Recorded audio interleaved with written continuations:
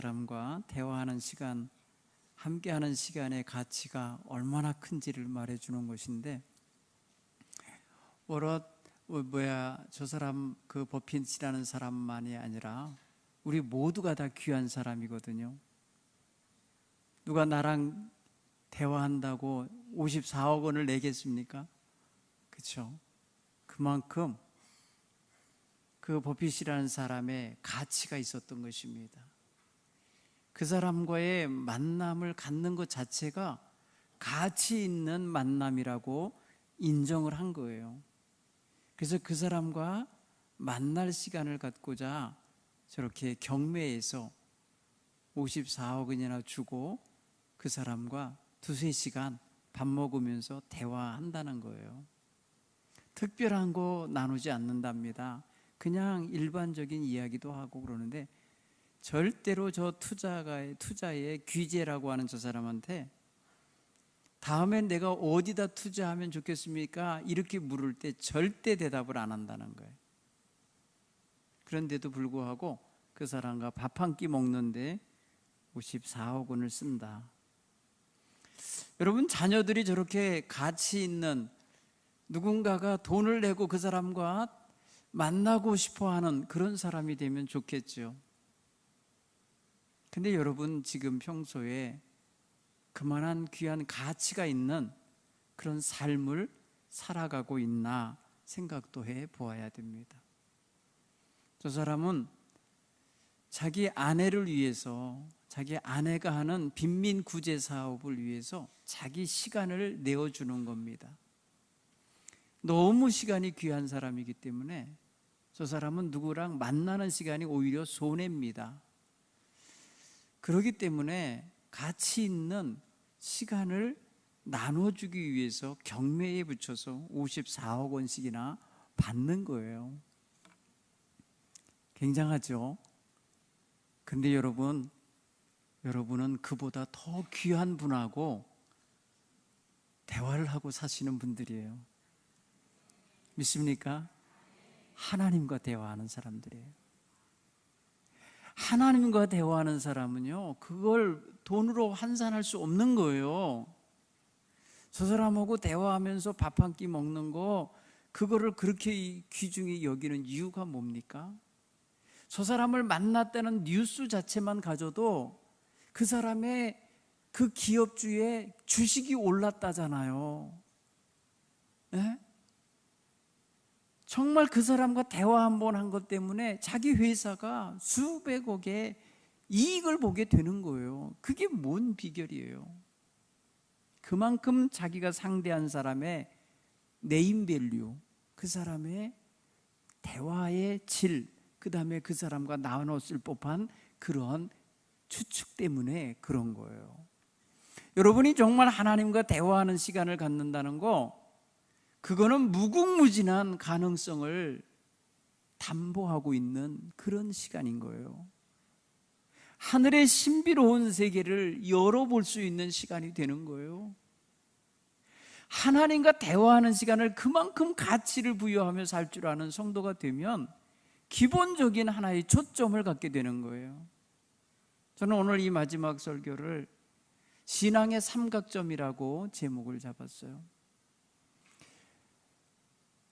삼각점이라는 건 삼각형을 그렸을 때 세 꼭지점을 의미할 때에 이 하나의 분명한 점이 하나 있다면 그것은 바로 하나님에 대한 초점이에요. 우리 하나님과의 관계를 바로 맺는 성도들이 되셔야 그 인생이 바르게 될 수 있어요.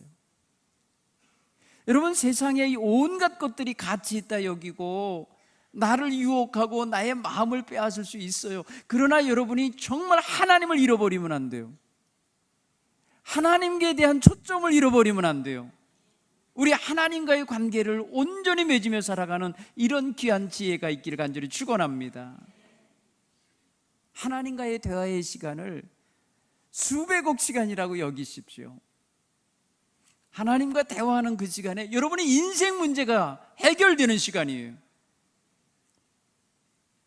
저 워런 버핏과 대화한다고 해서 내 인생 문제가 풀리는 게 아니에요.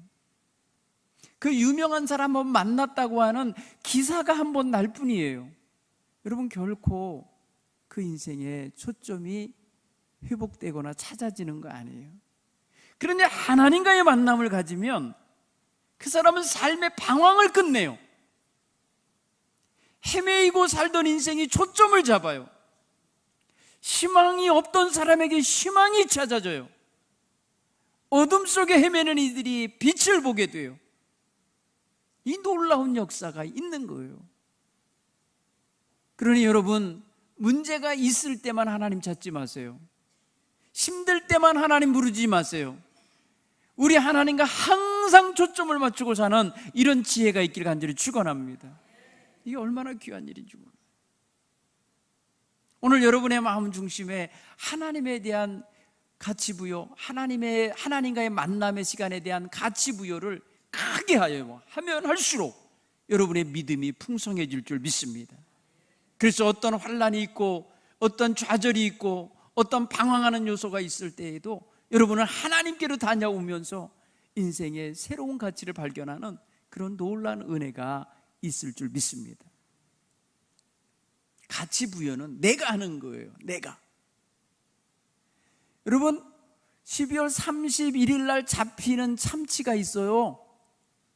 대형 참치인데요, 얘가 1월 1일 날 경매에 붙어요. 그러면 1월 1일 날 그것을 사서 팔아먹어야 될 참치업자는요, 어떻게 하든지 마지막 날 잡힌 거를 새해의 첫 번째 경매 현장에서 비싼 값을 받고라도 살려고 합니다. 왜 그런 줄 아세요? 어느 해인가 여러분, 한 200 몇십 킬로짜리 커다란 참치를요, 일본 사람이 10억 원에 샀어요. 참치 한 마리에 10억 원. 우리나라 돈 10억 원을 주고 사가지고요, 대대적으로 광고했어요. 매스컴이 저절로 와서 막 취재를 했어요. 그래서 그날 경매된 것을 놓고 온 지상파 방송이 띄웠어요. 이미 벌써요 10억 원 이상의 광고 효과가 나왔어요. 10억 원을 줘도 그렇게 방송 3사가 와갖고 그렇게 취재할 이유가 없는데 했어요. 그런 다음에 이 사람이 그 참치를 잡는 시연을 했어요. 해체하는 쇼를 했단 말이에요. 아주 멋진 칼을 가지고 그 머리서부터 꼬리까지 잘라내는 쇼를 했어요. 그걸 보러 사람들이 전국에서 몰려왔어요. 그리고 그날 거기서 잡은 참치를 조그맣게 잘라서 한쪽씩 팔았어요. 여러분, 한 쪼가리에 70만 원이었어요. 참치 요만한 애기 손바닥만한 거 하나 주는데 70만 원. 그거를 먹기 위해서 일본인들이 1년 동안 적금을 했대요. 새해 첫 번째 참치 한 조각을 먹기 위해서. 여러분, 그 수백 킬로 나가는 참치가 어마어마하게 팔린 거예요. 10억 원에 샀지만 10억 원 이상이 나온 거예요. 결국 뭐예요? 이 사람이 가치 부여를 한 거예요. 자기가 어떻게 해야 될지를 안 거예요. 여러분, 우리는 하나님과의 관계 속에서 자기 인생의 가치를 자기가 부여하며 살아야 되는 거예요. 여러분, 아주 귀한 사람과의 만남의 시간도 있고 내가 교회 갈 시간도 있다 할 때 같은 시간이라고 하면 어디로 가야 되겠어요? 아무리 귀한 사람하고 만나는 시간이어도 내가 오늘 예배하러 갑니다 하고 딱 사양하고 나올 때 여러분은 어디에 가치를 부여한 거예요? 하나님께 예배하는 데에 여러분들이 시간을 더 소중히 여기고 쓴다고 하는 사실로 가치 부여를 거기에 한 거예요. 그러니 여러분이 평소에 살아가면서 1년 내내 살아가면서 진정으로 가치 있게 여기는 것에 여러분의 시간을 들이고 정성을 들이고 눈물을 뿌리고 땀을 흘리고 거기에 물질을 들이고 살아가 보십시오. 당연히 거기서 가치가 나오는 거예요. 거기서 훌륭한 대답이 나오게 돼 있어요. 응답이 나오게 돼 있습니다. 오늘 저와 여러분의 삶 속에 진정으로 가치 부여하고 있는 데가 어디입니까? 하나님과의 관계 속에 가치 부여를 하며 살아갈 줄 아는 진짜 성도들이 되길 간절히 축원합니다. 하나님의 백성은 최소한 이렇게 살 줄 알아야 되는 거예요. 하나님의 백성은 최소한 자기를 내어드리며 하나님과의 만남의 자리로 가는 것을 위해서라면 무슨 희생도 각오하고 무슨 희생도 치르면서 가겠다는 자세가 있어야 되는 거예요. 어떻게 주님 앞에 나와 예배하는 시간과 다른 것 하는 것과 바꿀 수가 있냐는 거죠. 같은 시간에 이중으로 무엇인가 뜰 때에 여러분 분명히 하나님께 예배하는 데를 선택할 수 있기를 간절히 축원합니다. 하나님은 그거를 보는 거예요. 그런 삶을 사는 사람을 보는 거예요. 그게 태도예요. 그게 성도들의 자세예요. 그게 축복을 받을 수 있는 그릇인 거예요. 여러분 이걸 명심하시기를 간절히 축원합니다. 성도들의 신앙 가치관은요 이런 데서 구별되는 거예요. 그러니 여러분 소중한 것을 위해서라면, 내가 가치 부여할 만한 소중한 거라고 판단된 것이라면 그것을 위해서 기꺼이 자기 시간과 재능과 물질과 모든 것을 희생할 자세를 갖게 되기 바랍니다. 거기 하나님이 계시기를 간절히 축원합니다. 거기 하나님이 계신 자리여야 하는 것입니다. 두 번째 삼각점이 있다면 바로 예수님입니다. 우리 주 예수님의 십자가를 소홀히 여기지 않기를 간절히 축원합니다. 우리 그리스도인들은 예수 십자가를 의지하고 사는 백성들이에요. 예수 정신은 예수 십자가에서 나옵니다. 예수님 잃어버리고 형식적인 성도 되지 않기를 바랍니다. 가치 부여를 어디에 두고 사느냐? 예수 십자가의 정신을 따라 사는 데 두시기를 간절히 축원합니다. 희생입니다. 헌신입니다. 자기를 내어드리는 사랑입니다. 여기가 예수님이 있는 자리예요. 여러분 주여 주여 하며 입술로만 주님 찾는 자 되지 않기 바랍니다. 실제의 삶의 현장 속에 들어가서 우리 주님을 만나고 우리 주님과 대화하고 우리 주님과 교제할 수 있으려면 자기 희생이 있어야 돼요. 자기를 내어드리는 자세가 있어야 돼요. 기독교인들이 타락하고 기독교인들이 가볍고 정말 경망스럽고 능력이 없는 이유는 예수 십자가가 그의 가슴에 없기 때문에 그래요. 예수 십자가가 그 심령 속에서 세워져 있고 거기서 보혈의 공로가 흘러넘치고 있는 사람은 결코 이기적으로 살지 않아요. 결코 세속에 물들지 않아요. 결코 사람들에게 손가락질 당하지 않아요. 명예를 지킬 줄 알아요. 자기의 명예, 자기가 지금 지니고 있는 그리스도의 명예를 지켜갈 줄 알아요. 여러분 성도이면서 예수님 이름을 더럽히고 살면 안 돼요. 그리스도인이라 하면서도 그리스도의 정신에 입각하여 살지 못하면 그거 자체가 그리스도에게 돌 던지는 자와 같아지는 거예요. 예수 욕먹이는 사람이 되는 거예요. 한국 기독교는 바로 이런 면에 있어서 큰 실수를 한 거예요. 성도들로 하여금 예수 십자가 정신으로 살게 해야 되는데 화려함을 추구하고 재미를 추구하고 정말 흥겨움을 추구하는 교회를 만들어 버렸어요. 여러분 결코 그거 아닙니다. 복음이 흘러넘치는 교회가 되어야 할 줄 믿습니다. 예수 복음으로 젖어 있는 교회가 되어야 하는 거예요. 영혼 구원을 위하여 십자가를 지신 예수님의 정신이 온 성도들의 가슴에 흘러 넘쳐야만 하는 거예요. 그래야 이 사회를 변화시킬 수 있는 힘을 얻고 이 어두운 세상에 빛을 발할 수 있는 빛의 에너지를 소유하게 되는 거예요. 오늘 저와 여러분의 심령 속에 예수 정신이 살아있나 확인하시길 간절히 축원합니다. 예수님 거기 계신가 보시기 바랍니다.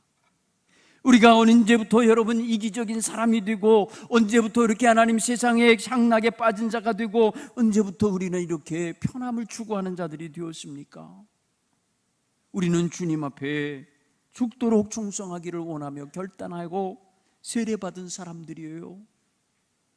우리에게서 하나님과 약속한 세례 받을 때에 문답하며 약속한 거 지켜가고 있는 자세가 깨어있는지를 보셔야 돼요.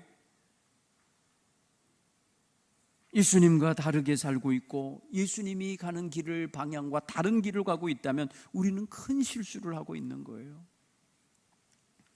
우리는 예수님의 이름 앞에 정말 자랑스럽게 다가서서 주님, 내가 주님으로 말미암아 구원받은 새 사람 되었으니 감사합니다 하며 주님 앞에 부복하고 주님과 하나 되어 살기를 소원하는 이런 자세가 있어야 되는 거예요. 사랑하는 성도 여러분, 세상에 부모 없이 태어나는 이는 없잖아요. 그런데 뭔 사연이 있어서 그런지 몰라도 부모를 자식들이 외면하는 가정들이 생겼어요. 부모가 홀로 독거노인이 되어 살다가 언제 돌아가셨는지도 모르게 세상을 떠났어요. 그래서 수소문 해가지고 그 자식들에게 당신의 어머니가 돌아가셨소, 당신의 아버지가 돌아가셨소 라고 전해줬더니 나는 모르는 사람입니다, 그런다는 거예요. 그 어머니 아버지 시신을 넘겨받지 않겠다는 거예요. 여러분, 72%가 그런다는 거예요.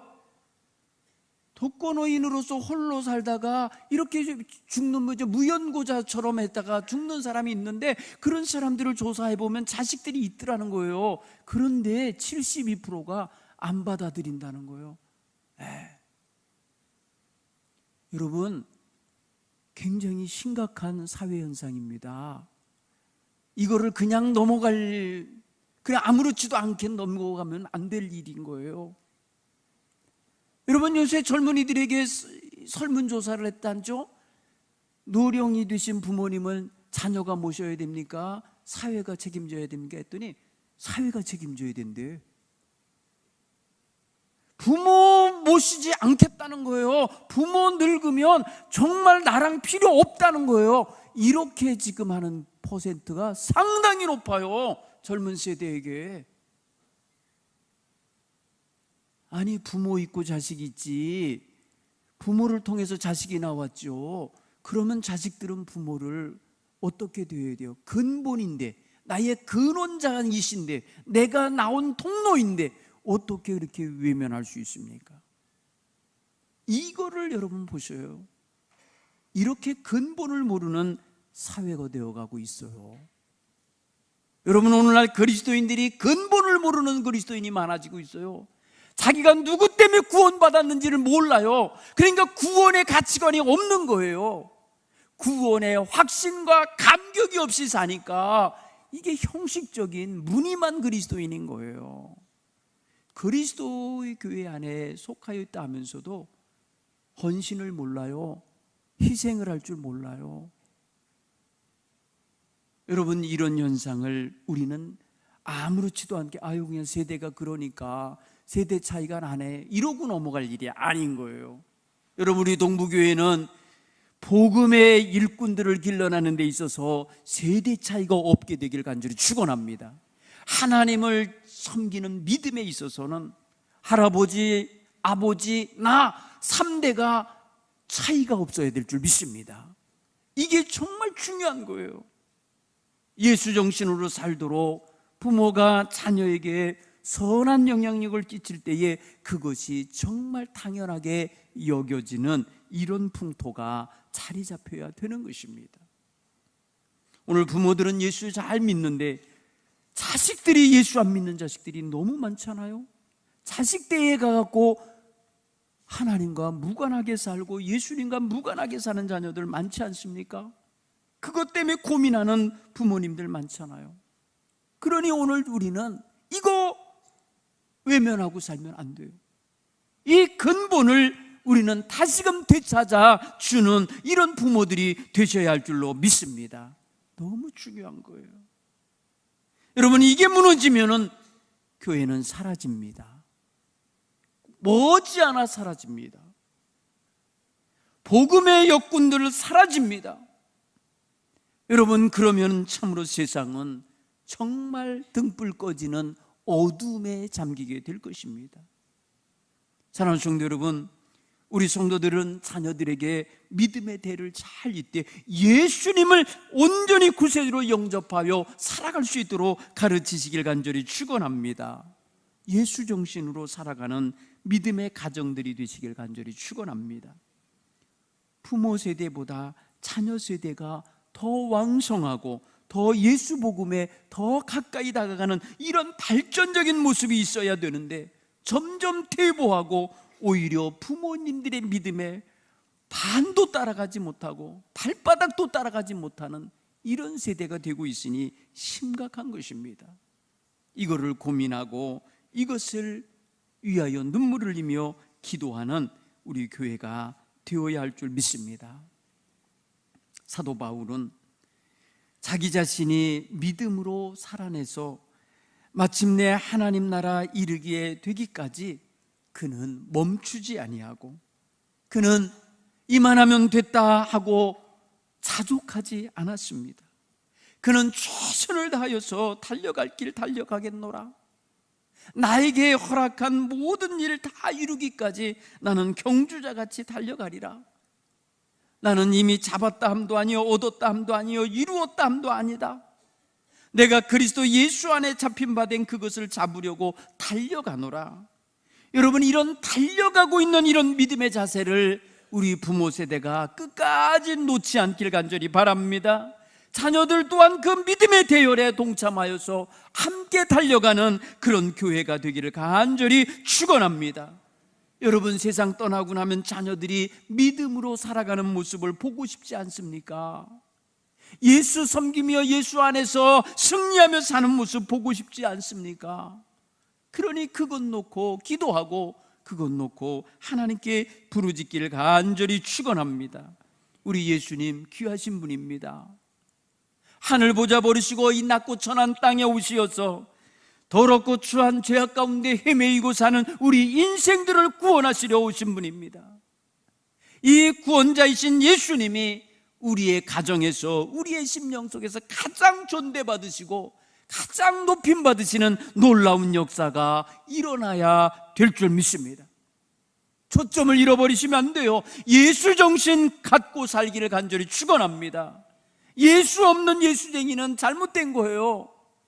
예수 없이 교회 드나드는 성도들 잘못된 성도들이에요. 그 심령 속에 예수님으로 충만하시기를 간절히 축원합니다. 세 번째 삼각점이 있습니다. 바로 성령님의 조명이십니다. 성령님의 비추시는 그 빛 가운데서 우리 사랑하는 성도들이 하나님의 말씀을 깨닫고 우리 주 예수 그리스도의 십자가의 보혈의 공로의 가치를 알게 되는 이런 놀라운 역사가 있어야 할 줄 믿습니다. 성령의 역사를 우리는 늘 사모해야 돼요. 사랑하는 성도 여러분, 오늘 전 서글픈 뉴스를 하나 들었습니다. 우리는 북한과 빨리 하나가 되어 통일되고 싶은데 북한에는 그렇게 선언했답니다. 남쪽 나라 대한민국은 우리랑 무관한 적대적 관계다. 한민족이라는 말 안 했어요. 우리끼리란 말 이제 버렸어요. 한민족이라는 말 버렸다는 거예요. 남조선이라는 말 버렸어요. 이제는 대한민국이라고 불러주면서 적대적 국가라는 거예요. 우리가 적으로 삼아야 할 나라라는 거예요. 그래서 마음대로 이제 미사일도 쏠 수 있고 마음대로 핵폭탄도 던질 수 있는 상대가 됐다는 거, 이렇게 선언했어요. 참 서글픈 거예요. 여러분, 우리가 한민족이라는 걸 뭘로 왜 무엇으로도 우리는 알 수 있는데 그것을 부인하려고 합니까? 우리를 상대하고 싶지 않다는 거예요. 사랑하는 성도 여러분, 오늘 우리는 이 시대의 그리스도인이에요. 그리스도인이 이 세대에서 빛을 잃어버리고 소금 역할 못하고 향기롭지 못하면 여러분, 세상으로부터 얼마나 천대를 당하고 얼마나 모욕을 당하고 돌팔매질을 당하고 침뱉음을 당하겠습니까? 여러분, 교회가 교회의 역할을 못하면, 성도가 성도답지 않으면, 하나님의 백성이 하나님의 자녀답지 못하면 그렇게 됩니다. 불을 보듯이 뻔한 것입니다. 지금 그런 현상이 나타나고 있는 시대입니다. 그러니 교회는 깨어 있어야 되고, 교회는 항상 하나님 말씀에 입각하여 살아야 되고, 그리스도의 십자가의 복음에 합당하게 살아야 되는데, 이 모든 것을 온전히 감당하려면 날마다 우리를 깨우시고 촉구하시는 성령님의 조명 속에 들어가야 되는 거예요. 여러분, 세상 사이에 너무 찌들려 살다 보니까 성도다움을 잃어버리고, 경쟁하는 사회 속에 살다 보니까 자기가 지금 어느 위치에 있는 누군지를 모르고 사는 성도들이 너무 많아요. 사랑하는 성도 여러분, 우리는 항상 자나깨나 그리스도인임을 명심하고 살길 바랍니다. 성령님께서 계속해서 우리 가운데 그 정체성을 깨닫게 하시고 촉구하여 우리로 하여금 기억하게 하실 줄 믿습니다. 어디 가도 하나님 앞에서 부정한 자리에 들어가지 마세요. 죄 짓는 자리 무리와 함께 어울리지 마세요. 여러분들은 그리스도인이에요. 하나님의 자녀예요. 성령님이 분명히 말씀하시잖아요. 들으셔야 돼요. 그 조명하는 빛을 보셔야 돼요. 그래야 곁길 가지 아니하고 죄악길에 머물지 않고 살아갈 수 있는 것입니다.